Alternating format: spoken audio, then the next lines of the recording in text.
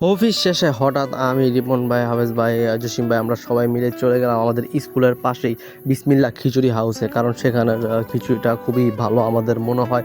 তাই রিপন ভাই আমাদেরকে নিয়ে গেল, সেখানে গিয়ে আমাদের ট্রিট দিল সেই খিচুড়ি, বুনা খিচুড়ি।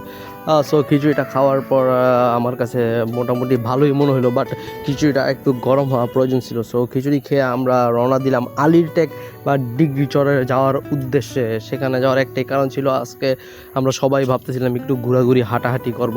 সো যেই কাজ সেই অনুযায়ী সেখানে চলে গেলাম। গিয়ে আমরা অপেক্ষা করতেছিলাম ট্রলারের জন্য, কারণ সেখানে দিয়ে নদী ব্রহ্মপুত্র বুড়িগঙ্গা নদী পার হয়ে আমাদের যেতে হবে ওই পার আলীর টেক। এর জন্য আমরা অনেকক্ষণ অপেক্ষা করতেছিলাম। অপেক্ষার প্রহর শেষ হয়ে গেল আর অবশেষে আমরা লঞ্চে উঠে গেলাম, আর সেই লঞ্চ দিয়ে যাওয়ার উদ্দেশ্যে রওনা দিলাম আলীর টেক। সো সেখানে আমরা পৌঁছে গেলাম, আর পৌঁছার পর দেখতে পেলাম যে এখানে একটা বড় বাজার রয়েছে, অনেক ফল টল বিক্রি করা হয়। আসলে এই এলাকায় বা এই এরিয়াতে যেই সকল মানুষজন আসে বুড়িগঙ্গা নদী পার হয়ে, তারা এখান থেকেই বাজার টাজার করে তাদের মেহমানদের বাসায় নিয়ে যায়। আর আমি এই এলাকা যতটুকু ঘুরলাম বুঝলাম এটা একটা চর। আর এখানে দেখলাম কিছু মানুষজন মাছ ধরতেছে। সো ভিডিওটা করে ফেললাম এই ফাঁকে। তো মাছ ধরা দেখে আমরা আবার অনেক ঘোরাঘুরি শেষে আবার বাসায় যাওয়ার উদ্দেশ্যে সেই বুড়িগঙ্গা নদীর পাড়ে এসে পড়লাম। এটা হইতেছে আরেকটা অন্য ঘাট।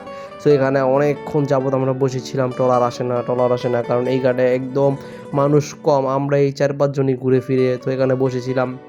রিপন ভাই সহ সবাই পানিতে পাটা দুলাইতেছিল, কারণ ট্রলার আসে না। বা 1 ঘন্টার মতো সময় পার হয়ে গেছে। তাই আমরা বসে বসে পানিতে পা নাড়াচ্ছিলাম আর কিছু ভিডিও টিডিও করলাম। সো অবশেষে অপেক্ষার পাহাড় শেষ করে আমরা চলে গেলাম বাড়ির উদ্দেশ্যে। আর বাড়ির উদ্দেশ্যে যাওয়ার পর এখানে একটা অনেক বড় সাঁকু পড়লো। সাঁকু বলে না কি বলে আমি জানি না, আমরা বলি সাক্কা।